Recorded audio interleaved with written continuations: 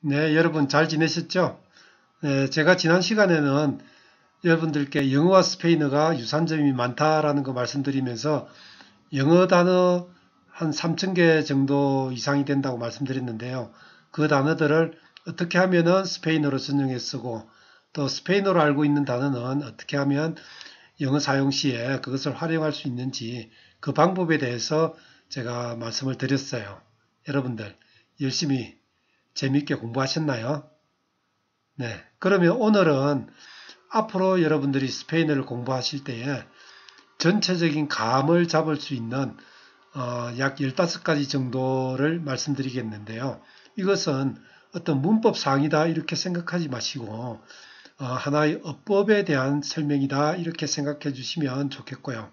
어, 여러분들 앞으로 이 15가지 정도는 전체적인 스페인어에 대한 감을 잡을 수 있는 그런 뼈대 정도가 되겠습니다. 그래서 오늘 공부 또 열심히 같이 해주시기 바랍니다. 그러면 공부 시작하도록 하겠습니다. 자, 제일 먼저 여러분들께 말씀드리고 싶은 것은 영어의 명사에 대한 겁니다. 모든 명사는 성을 갖고 있습니다. 남성, 여성, 성을 갖고 있는데요. 영어를 보면 남성 있고 여성, 중성 또는 남녀성 같이 쓸 수 있는 통성이 있겠죠. 그런데 이렇게 스페인의 경우에는 이렇게 복잡하지 않고요. 모든 명사는 남성 아니면 여성으로만 구분이 됩니다. 중성이나 통성은 없다는 거죠. 예를 들면 꼴로르라는 단어는 남성이 되겠습니다. 그리고 까사는 여성이 되겠습니다. 그래서 이 남성인 꼴로르는 남성 정관사인 L과 함께 다니고요. 여성 정관사 라는 여성 명사와 함께 다니게 되겠습니다. 여하튼 스페인어의 명사는 남성, 여성으로만 구분되지 통성이나 중성 형태는 없다. 이거 알고 계시고요. 다음으로 형용사의 위치인데요. 형용사의 위치는 스페인에서는 일반적으로 명사 뒤에 오게 되겠습니다. 한국어나 영어는 통상적으로 명사 앞에 쓰이게 되겠죠. 예를 들어서 the black shoot라는 말이 shoot black으로는 쓰이지 않죠. 그래서 이 형용사는 명사 앞에 오는데 스페인의 경우에는 반대죠. 이 트라케라는 명사에 대해서 네그로라는 검은이라는 표현을 더 덧붙이게 되면 이것을 꾸며주는 이 네그로 형용사가 명사인 트라케 뒤쪽에 오게 되겠습니다. 물론 예외가 있습니다. 영어의 경우에는 something special 이라는 이런 형태로 예를 들어서 something 이렇게 끝나는 명사를 꾸미는 형용사들은 명사의 뒤쪽에 와서 명사를 꾸미게 되는 이런 특이한 형태를 보이고 있지만 이런 것들은 극히 일부분이죠.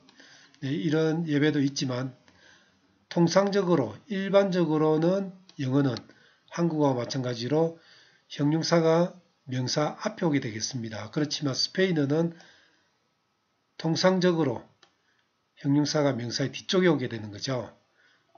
물론 스페인어에서도 예외가 있습니다. 이 선택에 관한 형용사, 예를 들면 수량 형용사인데요.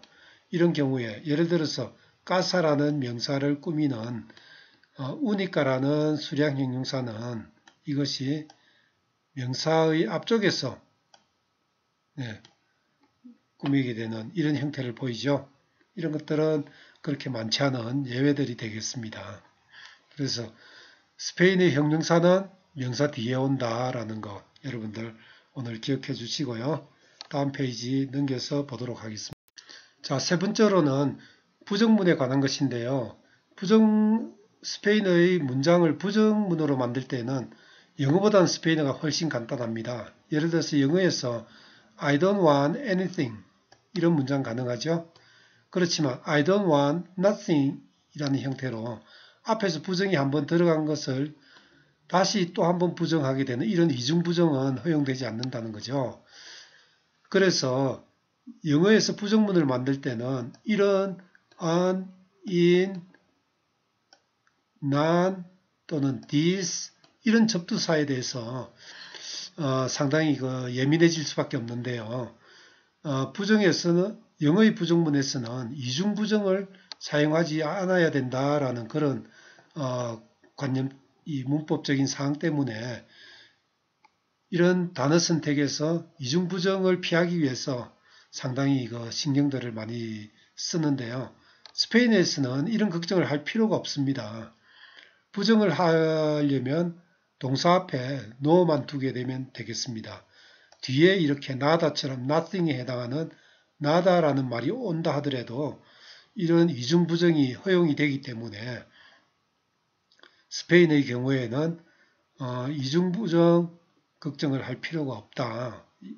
네. 자, 그래서 한 문장 속에서 no라는 말, 그 다음에 또 nada와 같은 또 다른 부정어 이런 것들을 동시에 쓸 수 있다. 이거 여러분들 기억해 주시고요. 조금 올려서 다시 보겠습니다. 네 번째로는 영어의 소유명사에 해당하는 그런 형태가 스페인에서는 쓰이지 않습니다. 예를 들어서 말씀드려보면 자, 애덤스 재킷이라는 표현, 애덤의 라는 말을 이렇게 에피스트로피 s를 붙여서 이 말이 재킷이라는 말을 꾸미도록 이렇게 되죠. 그래서 이런 애덤이라는 이 단어가 재킷을 꾸미는 형용사 역할을 하게 되는데요. 이런 형태의 소유명사, 이것은 스페인에서는 쓰지 않습니다. 대신 대를 사용해서 표현하는데요. 예를 들면 재킷에 해당하는 라 자케타, 그 다음에 아담 이 말은 대라는 전치사가 이어주게 되겠습니다. 그래서 아담의 이라는 이런 형태로 꾸미게 되겠죠.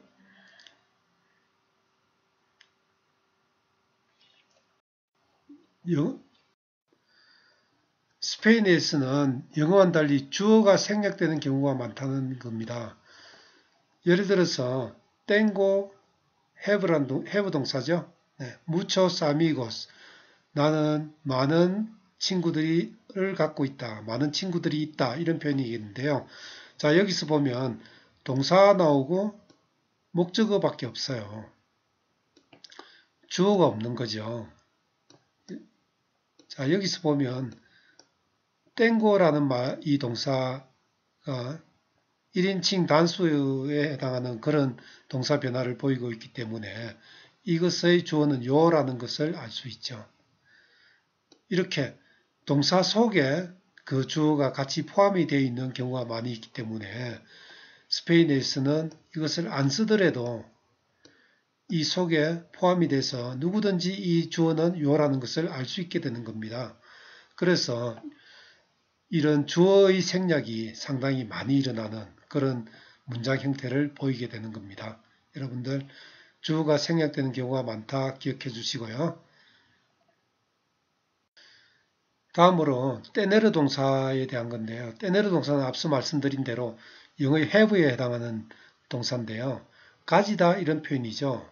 그렇지만 이것이 종종 감정을 표현하는 데 사용되기도 해요. 자, 예를 한번 들어보겠습니다. 영어로 이야기해서 I have 20 years. 또 한국말로 보면 나 20년 가졌어. 만약에 누가 이렇게 말한다면 듣는 사람이 어떻게 생각할까요? 그 사람의 말하는 의도를 미리 알고 있는 사람이면 몰라도 그렇지 않은 사람은 저 사람이 감옥에서 20년 살았나? 이렇게 생각할지도 모르겠어요. 그래서 이런 표현들은 사실 나는 20살이야 이런 거하고는 전혀 무관한 표현이 될 수밖에 없는데요. 스페인에서는 이제 형태로 보면은 영어에서 이런 형태로 쓴다는 겁니다. 그래서 I have 20 years처럼 yo tengo 20 años 이런 형태로 쓴다는 거죠. 네. 그런데 사실은 yo tengo 20 años 하면은 의미가 어떻게 되겠죠? I am 20 years old 이런 의미겠죠. 그래서 그러면 이 의미는 무슨 의미냐? I라는 이 주체가 20 years, 20살이다 라는, 내가 20살이라는 거하고 동일하다, equal이라는 의미를 표현하는 그런 표현이 되겠죠.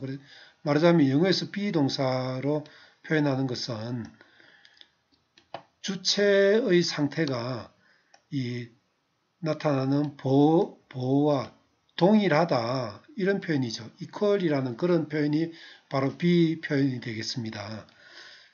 그런데 영어에서 have에 해당하는 스페인의 tener 동사를 쓰면서 여기 주어는 뭐라고 아까 말씀드렸죠? 예, 요라는 거 말씀드렸어요. yo tengo 20 años 이 표현이 yo equal 20 años 이런 표현이 된다는 거예요.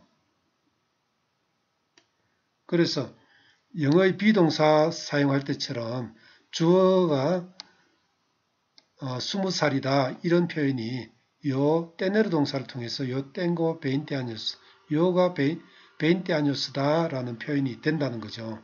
그래서 이렇게 사용되는 것을 여러분들께서는 좀 눈여겨봐 두시기 바랍니다. tener 동사를 그냥 나는 무엇을 갖는다 라고만 생각이 되면 I have 20 years 이렇게 생각하기 쉽겠죠. Yo tengo 20 años라는 의미를 I have 20 years, 나 20년 깜빵에서 살아서 이렇게 생각할지도 모르겠다는 거죠. 그렇지만 실은 그게 아니라 나는 equal 20 years 이런 표현이다라는 거죠. 그래서 I am 20 years old 영어로 말하면 이런 표현이 되겠습니다. 충분히 설명이 됐는지 잘 모르겠는데요. 다른 예를 하나 더 들어보겠습니다. Yo tengo hambre라는 표현은 I equal hungry 이런 표현이라는 거죠. 이것이 I have hunger 이런 거하고는 조금 어감이 다르다는 거죠. 그래서 tengo hambre equal yo equal hambre 나는 함브레한 상태에 들어가 있다. 네, 그런 의미로 사용된다는 것, tener 동사의 의미에 대해서 말씀드렸습니다. 여러분들 일단은 이렇게 tengo hambre, tengo 20 años 하면은 이 주어와 이 서술어가 같다라는 거, equal이라는 거 그런 표현이구나라는 거 기억해 주시기 바랍니다.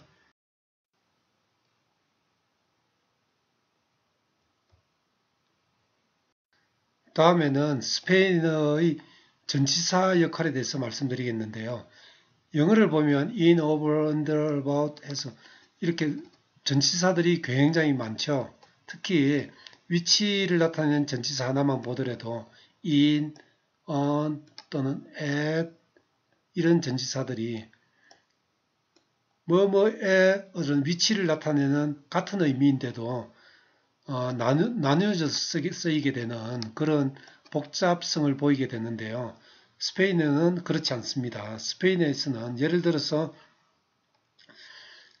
문장을 한번 보겠습니다. La manzana está en el refrigerador 이런 문장을 보면 냉장고에라는 말, 어디에라는 말 en 쓰게 되죠. 자, 이런 경우에 영어로서는 The apple is in 이라는 전치사를 쓰게 되겠고요. In the refrigerator 이렇게 되겠죠. Mi perro se sienta en la alfombra 양탄자에 앉아있다 라는 표현이죠.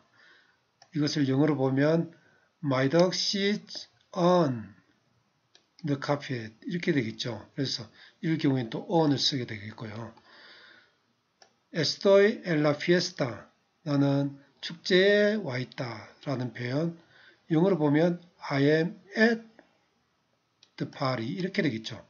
그래서 영어에서 in, on, at 이렇게 나눠져서 똑같은 의미 어디에 라는 한국말로 표현될 수 있는 이런 장소, 위치를 나타내는 말들이 나눠져서 쓰이게 되는데요. 스페인에서는 한국어처럼 같은 말 N으로 모두 쓰이게 되는 이렇게 간단합니다. 영어에 비해서 스페인어의 전치사 역할은 훨씬 간단하게 됩니다. 그래서 전치사 대를 또 보면요. 여기 예문처럼 soy de Corea 영어로 보면 I am from Korea죠. 이 from에 쓰이는 말 de를 쓰이게 되겠고요.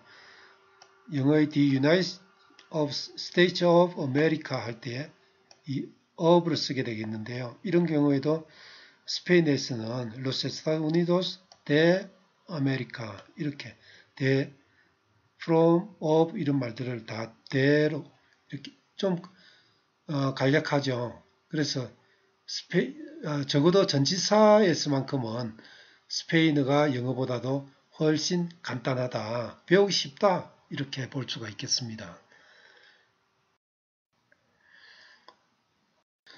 다음으로는 영어의 주어 it이 영어에서는 굉장히 많이 쓰이는데요. 이렇게 영어에서는 많이 쓰이는 주어 it이 스페인어에서는 대부분의 경우에 생략돼서 쓰입니다. 예를 들어서 it's big 그러면은 스페인어로는 es grande라고 표현이 됩니다. 영어의 주어 it에 해당하는 말이 스페인어에서는 나타나지 않죠. 동사가 바로 쓰이죠. 그래서 주어가 생략돼서 쓰이게 됩니다.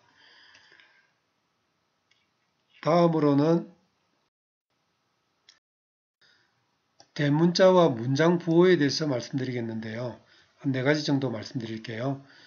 첫 번째로 감탄문과 의문문에 문장 부호가 영어에서는 한국에서는 뒤쪽에 한 번만 붙게 되죠. 그렇지만 스페인에서는 뒤쪽과 앞쪽에 2번 붙게 되는 겁니다. 앞에 붙일 때는 이 문장 부호 생긴 모양이 거꾸로 이렇게 되겠습니다. 의문문에서도 마찬가지로 뒤쪽과 마찬가지로 앞쪽에도 문장 부호를 이렇게 뒤집어서 한 번 더 붙이게 되겠습니다. 두 번째로는 숫자를 쓸 때 스페인에서 천 단위는 마침표로 구분되고요. 소수점은 쉼표로 구분됩니다.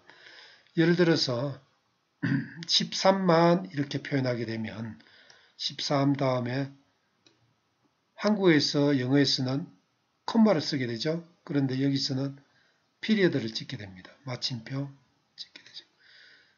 그리고 한국어나 영어에서 소수점을 나타내는 표현은 이 점, 피리어드가 되겠는데요. 스페인에서는 여기에다가 오히려 쉼표를 쓰게 되겠습니다. 그래서 마침표와 쉼표의 구분이 영어와 스페인어는 서로 다르다, 반대다 이렇게 알고 계시면 되겠고요. 셋째로는 요일이나 월, 또 언어 명칭 앞에 첫 글자, 영어는 대문자를 사용하죠. 네, 이렇게요. 그렇지만 스페인에서는 다 소문자를 사용하게 됩니다. 언어 명칭에도 소문자를 사용하게 되겠고요. 자, 네 번째로는 직접 인용 시 인용 부호 사용인데요. 한국어나 영어에서는 인용 부호를 붙여서 인용했다라고 이야기하죠. 이렇게요. 그렇지만 스페인에서는 이런 인용 부호를 쓰지 않고 대신에 앞에 대시를 붙이게 됩니다. 이렇게 이런 표시. 대시를 붙이면 이것이 한국어나 영어에서 인용 부호를 붙인 거와 따옴표를 붙인 거와 똑같은 그런 표현이 되겠습니다. 10번째로 드릴 말씀은 철자가 그러니까 발음을 듣고 철자로 옮길 때에 영어보다는 스페인어가 훨씬 간결하다라는 거죠. 스페인의 경우에 모음 하나는 고유한 하나의 소리밖에 갖고 있지 않기 때문에 소리 나는 대로 쓰면 된다 이런 뜻입니다. 예를 들어서 영어는 catch라는 표현을 하게 되면 이것을 철자로 옮길 때 이런 철자가 나오게 되기까지는 파닉스 좀 공부를 해야 되죠. 그렇지만 스페인어는 소리 나는 대로 쓰면 그것이 바로 철자가 되겠습니다.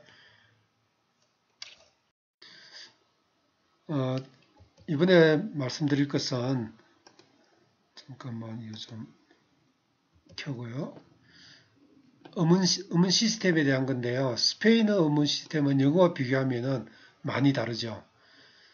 특히 그 모음 발음과 문장 내 강세 부분에서 많이 다르게 되는데요. 스페인어는 모음 5개, 이중모음 5개 갖고 있는데 여기서 그 모음의 길이는 크게 중요한 역할을 하지 않습니다. 그런데 영어를 보면 모음 12개, 이중모음 8개를 갖고 모음 길이가 굉장히 중요한 역할을 하게 되는 거죠. 예를 들어서 다음 그 단어들을 보면 sheep, sheep, dot, dot, full, full 이렇게 영어 단어의 그 모음의 길이가 각각 다른 의미를 만들어낸다는 거죠. 그래서 영어에서는 모음의 길이가 중요한데 스페인에서는 그런 것들이 의미에 크게 영향을 미치지 않는다. 한국어는 어떤가요? 한국어도 단모음 10개, 이중모음 11개 이렇게 많은 모음 소리를 갖고 있습니다. 그래서 한국어나 영어를 먼저 배운 학습자가 스페인어를 배우게 되면 적어도 모음 발음에 있어서만큼은 정말 접근하기가 굉장히 쉽다 이렇게 볼 수 있겠죠. 다음으로는 자음 소리 역시 스페인의 경우에는 그렇게 어렵지 않습니다. 들리는 대로 쓰면 되는 거죠. 영어에서 next처럼 마지막 철자가 이 먹혀 들어가는 그런 발음이 나지 않는다는 거죠. 참고로 하나 더 말씀드리면 자음 S로 시작해서 자음이 2개 이상 겹쳐 나오는 경우 이런 경우에는 모음 자음 앞에 모음 E를 하나 더 추가를 해서 에세 이런 모양으로 음절을 하나 더 구성해서 쓰게 되겠습니다. 예를 들어서 스프레이를 스페니쉬를 읽으면 에스프레이 이렇게 되겠습니다. 에스프라이 이렇게 읽게 되겠죠. 이런 식으로 S 앞에 모음을 하나 더 붙여서 발음을 하게 되겠습니다. 자, 그러면 다음 페이지를 조금 넘겼어요. 자, 12번째 드릴 말씀은 영어가 스트레스 타임드 랭귀지, 즉 강세에 중점을 두고 거기에 맞춰서 소리가 나는 강세박자 언어인 반면에 스페인어는 syllable timed language입니다. 음절에 중점을 두는 음절에 박자를 두는 그런 언어라는 거죠. 한국어는요. 한국어도 음절 박자 언어죠. 아마 스페인어나 한국어 사용하는 사람이 영어를 배울 때 제일 어려워하는 이유가 바로 이 차이일 겁니다. 또 반대로 영어 사용자도 스페인어를 굉장히 어려워해요. 그것도 바로 이 두 가지 차이가 있기 때문에 다른 점이 있기 때문이겠죠. 그래서 영어에서는 문장에 강세나 높낮이, 장단 이런 조합에 의해서 의미가 형성되지만 사실은 이런 것들이 한국어나 스페인어 사용자들의 경우에는 그냥 평탄하게 들립니다. 그래서 평탄하게 받아들이게 되는 거죠. 특히 이제 높낮이 이런 부분은 크게 높고 낮은 다름을 한국어나 스페인어 사용자들은 느끼지 못하게 된다는 거죠. 이 두 가지 차이점이 있다는 거 다음에 더 자세히 말씀드리겠지만 오늘은 일단 차이가 있다는 거 기억해 주시고요. 다음으로는 문법상으로 보면 스페인어가 영어보다도 좀 이렇게 복잡하고 어렵다고 느껴지는 그런 언어지만은 이 동사 사용에 있어서 또는 시제 구성에 있어서는 굉장히 유사한 점을 많이 보이기 때문에 영어나 스페인어가 비슷하다 이렇게 말씀드리는 이유도 바로 이 동사 사용 또는 시제 구성, 달리 말하면 문장 구조에 있습니다. 그런데 다른 점이 있죠. 의문문이나 부정문을 구성할 때 조동사는 스페인에서는 사용되지 않습니다. 예를 들어서 영어에서 do you have 할 때 이 조동사 do가 사용되죠. 그렇지만 스페인에서는 그런 조동사가 없고요. tienes un libro 해서 마지막에 tienes un libro 이렇게 올리게 되면 의문문이라는 걸 표시가 되고요. 또 부호로 보면 의문 부호 거꾸로 하나 더 붙어 있죠. 마지막에 또 부호가 붙고 있고요. 이것들이 이제 의문문이다 이런 표지가 되겠습니다. 부정문 만들 때도 마찬가지죠. 영어에서는 do 동사, 조동사를 사용해서 부정문을 이렇게 I don't 만들게 되는데요. 스페인에서는 그런 조동사 없이 그냥 no라는 말, 동사 앞에 붙이기만 하면 그것이 부정문이 되겠습니다. 다음은 조금 전에 말씀드린 문장 구조에 대해서 조금 더 말씀을 드리겠습니다. 스페인어 문장 구조는 주어, 동사, 목적어 또는 주어, 동사 나온 다음에 보어 나오는 이런 형태로 나오기 때문에 영어와 상당히 비슷하다고 볼 수 있는데요. 이렇게 주어 다음에는 동사가 오고 그 다음에는 목적어나 보어가 온다. 네. 이런 그 위치 형태를 보이는 것을 위치어라고 우리가 부르고 있습니다. 말하자면 주어는 주어 자리 첫 번째에 오고 그 다음에 동사 오고 또 목적어는 동사 다음에 오고 이런 자리가 있기 때문에 이것을 두 자리를 바꾸게 되면 의미가 달라진다. 그래서 자리가 중요하다. 그런 각 자리의 역할이 있기 때문에 바로 위치어라고 부르는 겁니다. 예를 들면은 I gave him a gift 이런 문장을 a gift를 앞으로 내서 여기에서 목적으로 사용되던 것을 주어 자리 앞쪽으로 보내게 되면 이것은 의미 형성 전달이 잘 안 된다는 거죠. 네. 또 이런 문장을 보면 두 개가 문법적으로는 아무 문제가 없지만 여기서는 주어로 되던 것이 여기서는 목적어가 객체가 되고 있다. 그래서 의미가 달라진다는 거죠. 바로 이것이 그 위치어의 특징입니다. 여기에 비해서 한국어를 보면은 나는 그에게 선물을 주었어. 이 말을 선물을이라는 말을 앞쪽으로 가져와서 그러니까 영어에서 말하면 주어 자리에 가져와서 선물을 나는 그에게 주었어. 이렇게 말해도 의미가 전혀 바뀌지 않죠. 이렇게 되는 이유가 선물을이라는 말을이라는 토시가 붙어서 이것은 자리가 어느 자리에 가더라도 목적어다라는 것을 표지를 딱 달아주게 되죠. 표지가 달려 있는 겁니다. 그래서 이렇게 토시가 달려서 이것은 목적어, 이것은 주어, 네, 이렇게 표지가 달린 것들을 이런 언어를 토시어라고 부르고 있습니다. 그래서 위치어냐, 토시어냐에 따라서 이 위치 문제가 상당히 중요하다. 그래서 영어나 스페인의 경우에는 위치가 중요하다. 네, 설명을 하다 보니까 말이 조금 꼬이네요. 영어나 스페인어는 위치어이기 때문에 위치가 중요하고 한국어의 경우에는 토시어이기 때문에 위치보다는 토시를 가지고 목적어냐 주어냐 주체냐 객체냐 이것을 표현한다는 거죠. 네, 조금 올려서 보도록 하겠습니다.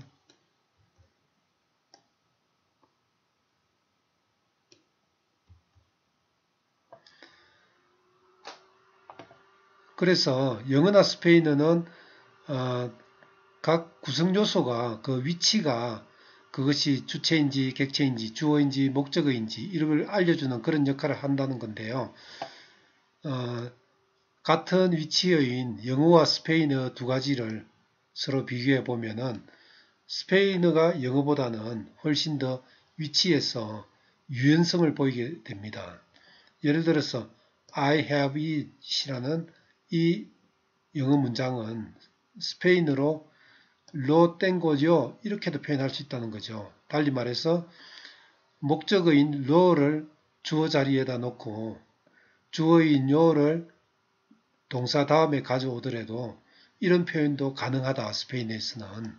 그래서 위치상으로 볼 때 영어보다는 스페인어가 훨씬 유연성이 있다. 이렇게 말씀드릴 수 있습니다.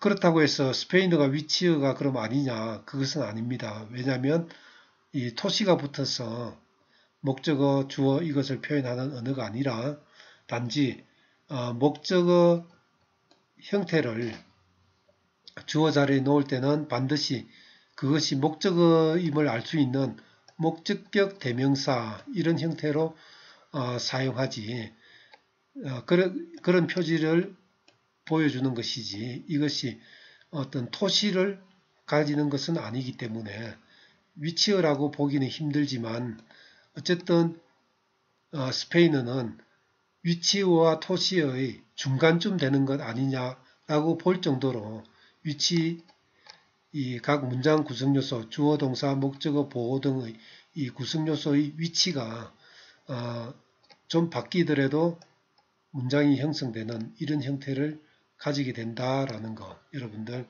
오늘 좀 눈여겨 봐두시기 바랍니다. 자, 그러면 마지막으로 접속법에 대한 이야기인데요. 영어나 한국에서는 사실 접속법이 잘 쓰이지 않습니다. 예를 들어서 우리말 한번 볼까요? 의사는 그에게 음식과 함께 약을 먹으라고 권고한다.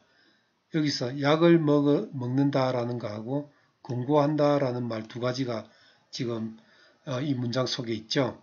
그런데 약을 먹어라, 권고한다.